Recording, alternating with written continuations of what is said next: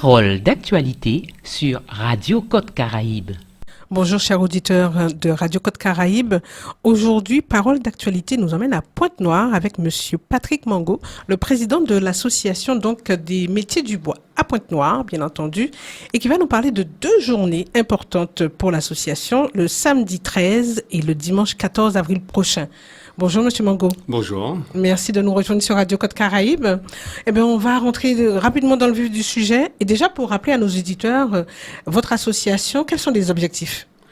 C'est-à-dire, nous, aujourd'hui, nous revalorisons le savoir-faire des métiers du bois de tous les acteurs du territoire de la Guadeloupe. Il faut savoir que nous avons une véritable richesse en matière de bois précieux.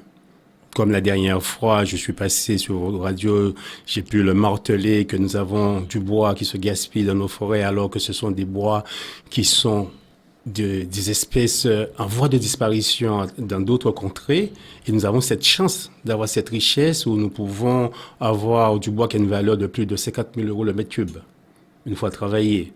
Donc, nous faisons tout aujourd'hui pour mettre en place une formation de transmission, un savoir qui doit plus se perdre parce que apparemment, nous avons des Canadiens qui sont venus ici pour essayer d'extraire ce bois de nos forêts, mais c'est avec le savoir-faire ancestral qu'on peut vraiment enlever ce bois. On ne peut pas non plus faire des coupes sèches, c'est-à-dire rentrer dans la forêt, se mettre à couper du bois, il faut les sélectionner.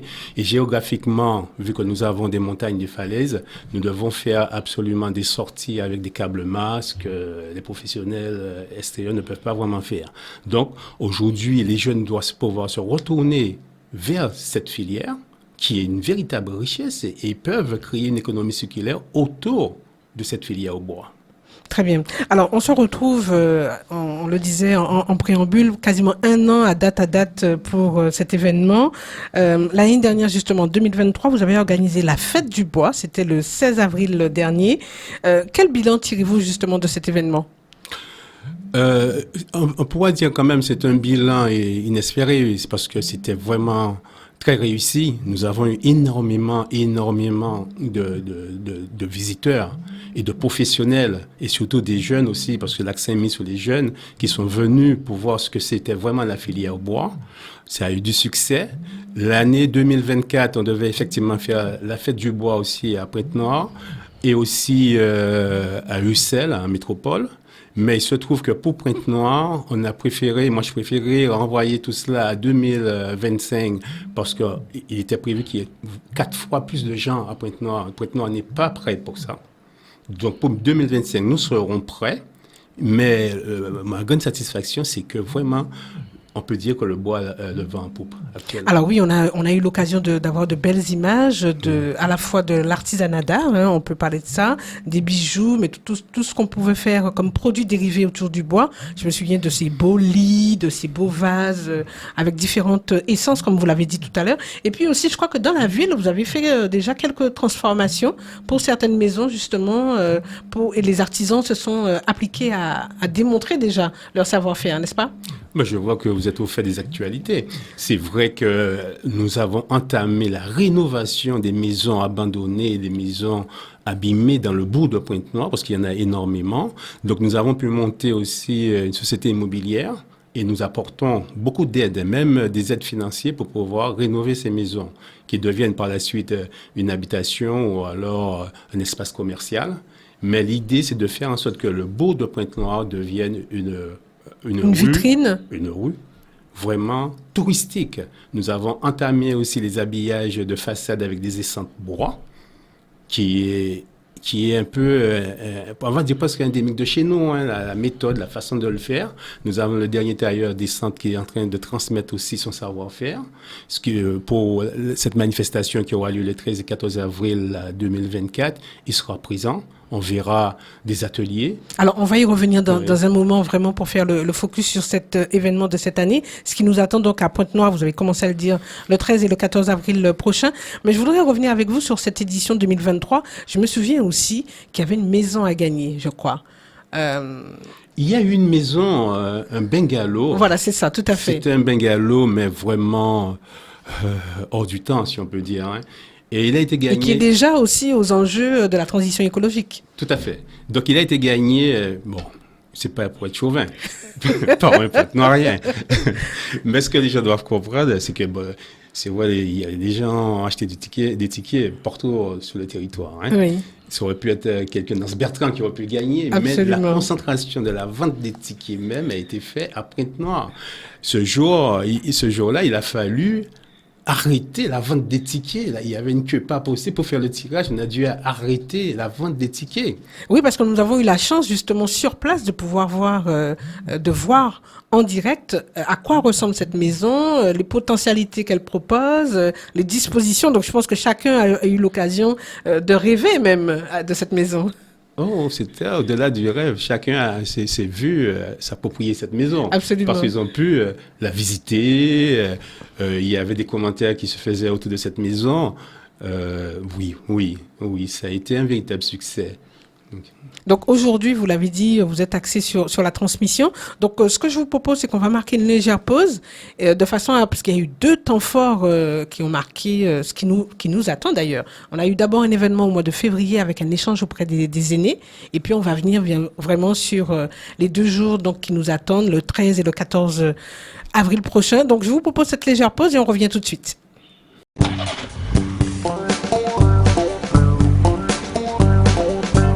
Parole d'actualité sur Radio Côte Caraïbe. Oui, chers auditeurs, on vous propose ce voyage autour de nos essences, de notre forêt, du bois qui est donc mis en valeur par l'Association des métiers du bois à Pointe-Noire en Guadeloupe. Alors, Monsieur Mango, vous êtes le président, on le rappelle. Vous nous proposez cette année 2024 2 temps forts, je dirais.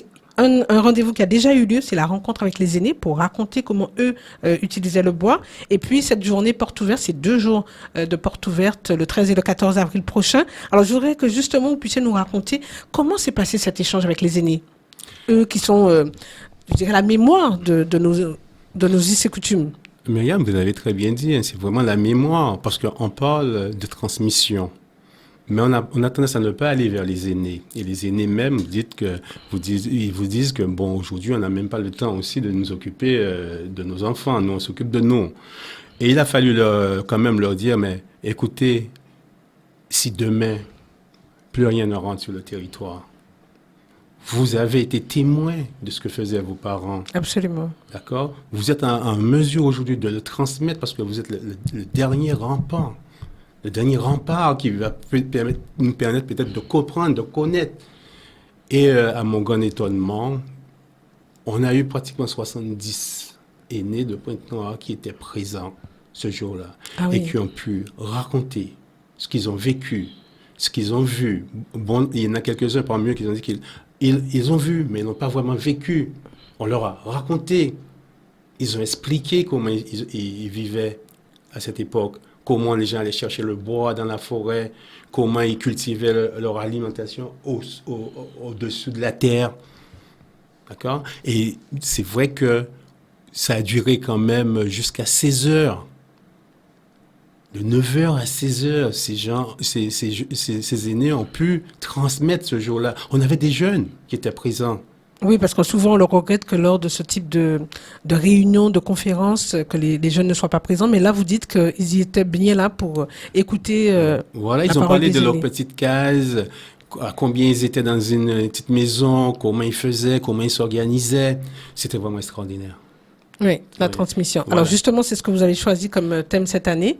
Transmission, et pas que cette année. On est sur la transmission du savoir-faire. Et ça, il n'y a que les aînés, nous-mêmes, parce que je fais partie des derniers aussi qui peuvent transmettre ce que j'ai reçu des anciens et surtout créer une richesse autour de ce que nous avons. Cette opportunité, il faut la saisir. D'accord. Très bien. Alors, j'ai vu récemment, en tout cas, je faisais moi-même une petite randonnée dans le secteur de la Côte-Soulevant et on nous expliquait comment, justement, l'arbre, parce que pour arriver au bois, c'est d'abord un arbre, comment, justement, dans nos traditions, l'arbre se transmettait aussi même pour la construction de la maison, comment dirais-je, l'appropriation donc du nouveau propriétaire quand il allait s'installer, comment justement planter un certain nombre d'arbres pour que justement il soit protégé. Et je crois que cet aspect-là, on l'oublie parfois dans nos traditions. Tout à fait. C'est vrai qu'on coupe et on replante pas. C'est vrai que nous avons des saisons, des périodes qu'il fallait couper l'arbre et replanter. Moi, je vois avec l'ONF qui vous dit aujourd'hui, on coupe, mais on ne replante pas. Ceci explique qu'ils veulent absolument faire en sorte que laisser le droit à la nature. Toutes les rejetons vont repousser, Oui. mais ils ne vont pas replanter. D'accord? Mais pour revenir, par exemple, à notre richesse que nous avons au niveau du bois, je parlais des bois précieux. On a le mahogany. Ce qui est extraordinaire, ce mahogany, nous avons 3 essences. Mahogany petite feuille, mahogany grande feuille. La surprise que nous avons pu découvrir, c'est que ces 2 mahoganys ont pu créer une essence hybride. Et Myriam, je serai présent au salon du mariage qui aura lieu en mai, où je vais présenter un défilé de mode. Ah oui. Avec des vêtements, avec des fuseaux de bois, des feuilles de bois, mais on est toujours sur le mahogany. On aura 2 mannequins qui vont représenter, l'un représentera le mahogany petite feuille, ce sera mannequin femme, et l'autre ce sera un homme qui va représenter le mahogany grande feuille, et on aura la petite fille qui va représenter l'hybride. Ah oui, alors je vois qu'on aura beaucoup de surprises cette année avec vous, et pas seulement à Pointe-Noire, mais revenons, si vous voulez bien, un instant sur cette transmission, et on reviendra sur les autres événements, bien entendu. On parlait donc de cette transmission déjà entre les aînés et la nouvelle génération. En matière de formation, justement, est-ce que vous pouvez nous rappeler un petit peu ce qui existe sur le territoire? Parce que je crois que la filière menuiserie au lycée de Pointe-Noire et au lycée de Bouillante, je crois, qu'on propose Bouillante, encore. le lycée de Bouillante, parce que Bouillante. c'est fermé à Pointe-Noire, mais c'est le même lycée, d'accord? Celui de Pointe-Noire, c'est la même filière. Donc, nous avons cette transmission au niveau de la menuiserie. On a aussi l'ébénisterie. On a aussi la charpente, d'accord? Mais il faut savoir que c'est beaucoup plus large que ça. Autour de la filière bois, vous avez plus de 15 métiers. Vous avez l'ingénieur, vous avez ceux qui vont faire la commercialisation, vous avez les designers, Oui. okay? Vous avez des gens qui sont amoureux du bois, qui ne vont pas toucher un bout de bois, mais pour vous dire les différents perspectives qu'il y a autour de cette filière. D'accord?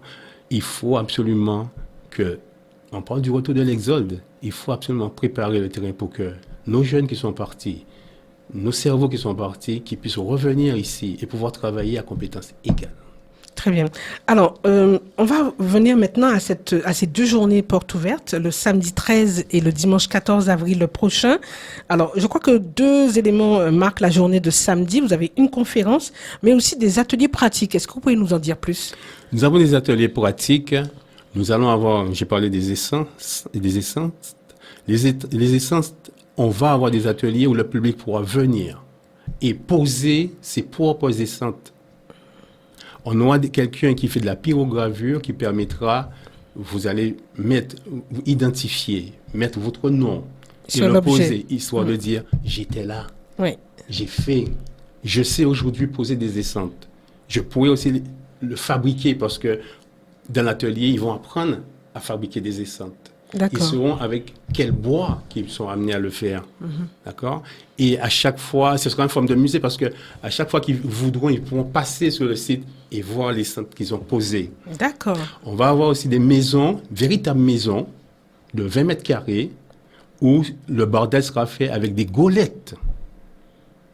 Des golettes de bois à l'ancienne.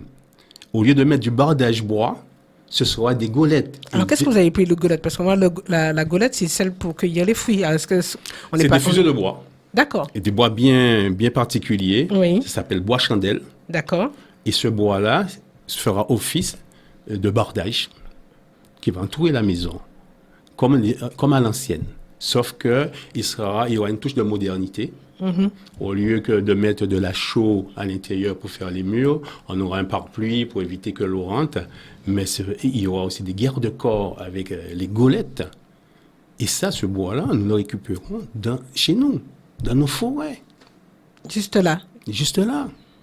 Très bien. Oui. Alors, on en vient aussi à cette conférence et atelier sur la création bambou. Oui, là, c'est vraiment... on va parler comment utiliser le bambou, pourquoi cultiver le bambou, Et on a aussi un problème d'assainissement. Le bambou va purifier l'eau, va régler les problèmes aussi d'assainissement. Donc, il faut que les gens comprennent qu'ils doivent s'intéresser au bambou, la valeur du bambou. Et après la manifestation, il y aura encore des ateliers au niveau du bambou sur le site pendant au moins 15 jours. D'accord, très bien. Alors, rappelez-nous justement quels sont les intervenants qu'on pourra trouver sur place, notamment pour cette conférence, par exemple. Pour cette conférence, on aura des ténors. On aura M. Gérard Berry qui sera présent, qui va commenter des ateliers. D'accord. On aura M. Laurent Vatilingon. Ce sont des ténors qui pourront aussi parler des essences de bois. Oui. Pourquoi les maintenir, pourquoi les utiliser, quel usage qu'on peut en faire. Voilà. Il parlera aussi de nos forêts, la richesse que nous avons, où trouver telle essence de bois, comment maintenir la forêt. Tout ça, c'est vraiment important. Et nous allons aussi faire une démonstration avec une scie mobile. Ce sont des machines qu'on fait rentrer dans la forêt, avec un camion qui viendra avec un bit de bois, ça s'appelle une goum, et qui pourra déposer carrément sur la scie mobile et faire des découpages où on pourra montrer comment faire des planches, comment faire des madriers, et le public aussi pourra y participer. D'accord. Donc, effectivement, beaucoup d'éléments nous attendent ces 2 jours. Donc, ça, c'est pour le programme du samedi 13. On a fait un petit focus. Maintenant, le dimanche, vous nous proposez notamment, et on en a un petit peu parlé tout à l'heure, la conférence sur la transition écologique. Qu'est-ce que vous voulez dire par là? Parce que le bois, on est déjà dans cette transition. Qu'est-ce qu'il y a de particulier, justement, entre ces 2 éléments? C'est-à-dire, on se rend compte que nous faisons du gaspillage. On perd beaucoup de matières premières, ne serait-ce que dans la construction. Hein. Regardez les chutes de bois que nous perdons. Regardez les vendeurs de coco qui sont au bord de la route, qui vendent de l'eau de coco. Regardez les vendeurs de sorbet. Tout simplement, nous allons faire en sorte que les gens comprennent qu'il est impératif et important de récupérer tout cela pour faire du charbon actif. Le charbon actif... On en parle de plus en plus d'ailleurs, effectivement. Oui, parce qu'on parle du problème de l'eau. Pour pouvoir purifier l'eau, il faut du charbon actif. C'est des millions, ça coûte. Okay. Et vous êtes en train de nous dire qu'on pourrait le faire ici? On le fait de manière artisanale. Maintenant, on peut le faire parce qu'il y a trop de gaspillage. On peut vraiment le faire, s'organiser. Nous avons aujourd'hui des organismes. Même avec, je suis actuellement avec le lycée du Moule, qui prend cette affaire à bras-le-corps, où ils seront présents le 13 et 14 avril pour expliquer comment eux, ils sont prêts à travailler dessus. On peut faire du chauffage. Quand je dis du chauffage, avec toutes ces matières que nous perdons, les chutes de bois, pour faire l'étuvage du bois même. C'est-à-dire des espaces où on va chauffer pour pouvoir sécher le bois. Les copeaux de coco, on va faire du charbon actif avec. Nous avons les moyens de le faire et de maintenir quand même une grande quantité sur le territoire, au lieu d'acheter à des millions à l'étranger. D'accord. Donc, c'est de ça que nous parlons et nous aurons des professionnels qui viendront en parler. Très bien. Alors, on va terminer par le petit bonus avec cette tombola. C'est une tombola prestigieuse, hein, j'aime à dire. Cette fois-ci, on aura un abri transformable de 20 mètres carrés.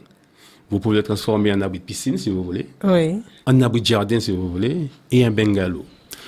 Vous pouvez aller sur l'espace Les Métiers du Bois, vous allez le voir, il est en pleine construction actuellement. Vous vous rendez compte? Un abri d'une valeur de 18 000 € que vous allez avoir la possibilité de remporter pour 5 €. Ça, c'est du jamais vu. Moi, je le réserve déjà, il est pour moi. Laissez mon ticket de côté et c'est moi la gagnante. C'est pareil que le bungalow. Le bungalow, il est visible à Pointe-Noire. Hein. Quand vous sortez de Des ou vous allez vers Des, vous allez le voir à Baillargeon. Il est au sommet d'une petite côte. D'accord? Et je vous assure que lui, celui qui l'a gagné, n'en revenait pas. J'imagine. Donc là, il est maintenant terminé et visible. Ah oui, voilà. C'est visible. Et les gens ont tendance à dire, oui, mais moi, j'ai pas de chance au jeu. C'est vrai. Cette personne qui a gagné, elle était pareille. Mais quand même, elle a joué. Elle a tenté. Elle a tenté. C'est celui qui joue vraiment pas, qui n'a aucune chance de gagner. Très bien. Alors, on va dire à nos auditeurs, n'hésitez pas, vous avez bien compris que le rendez-vous, ça se passe donc à Pointe-Noire le 13 et le 14 avril prochain, à la plaine, vous l'avez dit, à la petite plaine. Alors, expliquez-nous précisément où se trouve cet espace des métiers du bois, s'il vous plaît. L'espace des métiers du bois se trouve dans la zone artisanale des plaines. Les plaines, c'est derrière l'habitation Côte-sous-le-Vent, à côté de la piscine de Pointe-Noire. Très bien. Il n'y a pas à se perdre, c'est à l'espace Omotunde. Quand vous arrivez à l'espace Omotunde, juste derrière. D'accord, très bien. Okay. On est déjà bien encadré, on va dire. Ah oui, il y a l'énergie qu'il faut. Absolument. Alors, Monsieur Mango, je vous remercie d'être venu à Radio Côte-Caraïbe pour nous parler de cet événement. Rappelez-nous un numéro de téléphone où on peut vous joindre en cas de besoin. Voilà. Donc, vous pouvez me joindre au 0690 95 95 37. Je vous le redis, c'est un moment inoubliable. Nous le faisons une fois l'année. Vous venez sur ce site, vous allez... Même si vous ne gagnez pas cet abri, vous repartirez avec beaucoup de connaissances et beaucoup d'énergie. Et on peut le dire, le bois, il est vraiment beau, de belles essences précieuses, hein, vous avez dit, à Pointe-Noire. Donc, Monsieur Mango, je rappelle votre numéro de téléphone, vous l'avez dit, le 06 90 95 95 37. Vous l'aurez compris, le rendez-vous, donc c'est à Pointe-Noire pour découvrir toutes ces belles choses et surtout un moment important pour notre patrimoine, n'est-ce pas? Tout à fait. Et surtout, je m'adresse surtout à la jeunesse, hein, la formation de transmission, parce que la formation, elle est importante. Il faut se former. Moi, je vois au jour d'aujourd'hui, nous avons des jeunes qui ont été formés avec Alliance Conseil, et je les ai récupérés en fin de formation. Ils ont pu monter leur auto-entrepreneur en bois. Nous avons des filles, d'ailleurs, il faut le souligner. Des femmes aussi qui s'intéressent à ce métier. Qui sont, bon... on va pas envoyer la pierre, mais ils sont très sérieux par rapport aux hommes, hein, par contre. Et aujourd'hui, ils construisent déjà des maisons, des charpentes. On en a dans la menuiserie. D'accord? Donc, je vous dis, jeunes, approchez-nous des métiers du bois, approchez-nous de l'association, approchez-vous. Venez nous rencontrer. Nous sommes dans un secteur d'avenir, nous l'avons compris. Merci beaucoup, Monsieur Mango. On n'aurait pas assez de temps pour parler de tout ça, mais tout simplement, on vous donne rendez-vous le 13 et le 14 avril prochain à Pointe-Noire, à la Petite Plaine, et on l'a dit, à l'espace des métiers du bois. Merci encore et à bientôt. On vous attend.